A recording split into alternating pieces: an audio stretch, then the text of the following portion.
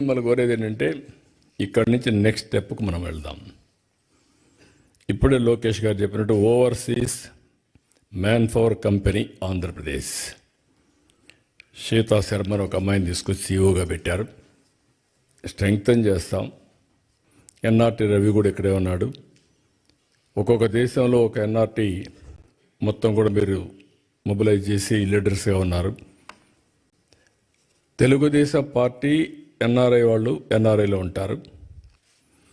ఎన్ఆర్టీలో కూడా మీరు ఉండి ఎన్ఆర్టీని బలపరిస్తే గవర్నమెంట్ పరంగా వచ్చినప్పుడు ఇప్పుడు నేను కూడా ఒక పక్క ముఖ్యమంత్రిని, ఒక పక్క పార్టీ అధ్యక్షుడిని. ఈ రెండు బాధ్యతలు నిర్వహించినప్పుడు that is political governance. Political mandate తీసుకున్నాను, ముఖ్యమంత్రి అయ్యాను. పార్టీ అధ్యక్షుడిగా నేను హామీలు ఇచ్చాను, అవి నెరవేరుస్తాను. పార్టీ కార్యకర్తలు మీరందరూ కూడా పార్టీకి సపోర్ట్ చేసిన వాళ్ళే. మీ రుణం తీర్చుకోవాలి. తగిన విధంగా ప్రతి ఒక్క రుణం తీర్చుకోవడానికి నేను అన్ని విధాల ప్రయత్నం చేస్తున్నాను. అది వచ్చినప్పుడు ఎన్ఆర్టీ ఉంటుంది, ఎన్ఆర్ఐ ఉంటుంది. మూడోది, ఈ రెండు చేసిన తర్వాత ఏ విధంగా మిమ్మల్ని ప్రమోట్ చేయాలని ప్లానింగ్ చేయాలి, ఎంపవర్ చేయడానికి.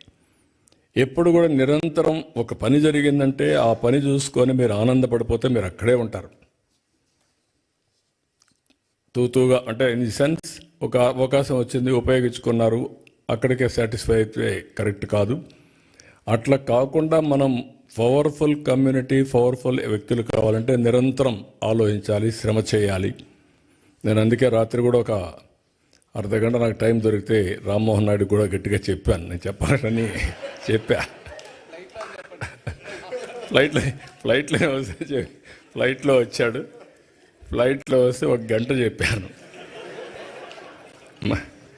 ఏమేం చేయాలి, ఎట్లా చేయాలి. మీకు యంగ్స్టర్స్, మీకు అవకాశం వచ్చింది. అతి చిన్న వయసులో నువ్వు కేంద్ర మంత్రి అయ్యావంటే అది ఒక అవకాశం వచ్చింది. ఈరోజు ఆ అవకాశాన్ని అందిపుచ్చుకొని ప్రజలకు శాశ్వతంగా మెరుగైన సేవలు చేయడానికి మీరు ప్లాన్ చేయాలి. అదే మాదిరిగా ఈసారి గెలిచాం, మనం మళ్ళా పర్వాలేదనుకుంటే కుదరదు. ఎట్టి పరిస్థితుల్లో ప్రతి ఎన్నికల్లో మనం గెలిస్తే ఆ రాష్ట్రాన్ని ఎక్కడికో తీసుకుపోయేదానికి అవకాశం ఉంటుంది. అది కూడా చేయాలని చెప్పి చాలా స్పష్టంగా చెప్పాను. మర్చిపోవద్దని ప్రజలు మీరు ఒక మోడల్ తయారు చేయండి. ఇప్పుడు కేంద్రంలో చూశారు మీరు, నరేంద్ర మోడీ గారు 3వ సారి గెలిచారు. గుజరాత్ 5వ సారి గెలిచారు. హర్యానా 3వ సారి గెలిచారు. మనం 2004లో గెలిచుంటే తెలుగు జాతి ఎక్కడికో ఎల్లుండదు ఒకసారి ఊహించుకోండి మీరు. 10 ఏళ్ళు గ్యాప్. కానీ ఒక అదృష్టం ఏంటంటే వచ్చిన పాలకులు ఆ రోజు హైటెక్ సిటీ ఎవరు కూల్చుంటే అడిగి ఆగిపోయేది మొత్తం, ఎవడు చేయలే. కానీ మొన్న వచ్చినప్పుడు మీరు చూస్తే అమరావతి పోయింది, పోలవరం పోయింది, అన్నీ పోయినాయి. అంటే ప్రజావేదికతో ప్రారంభమై మొత్తం పోయే పరిస్థితికి వచ్చింది.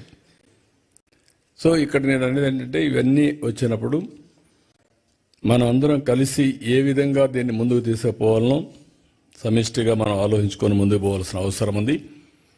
ఇక్కడ మన వాళ్ళు సిఎక్స్ఓ క్లబ్ ఒకటి క్రియేట్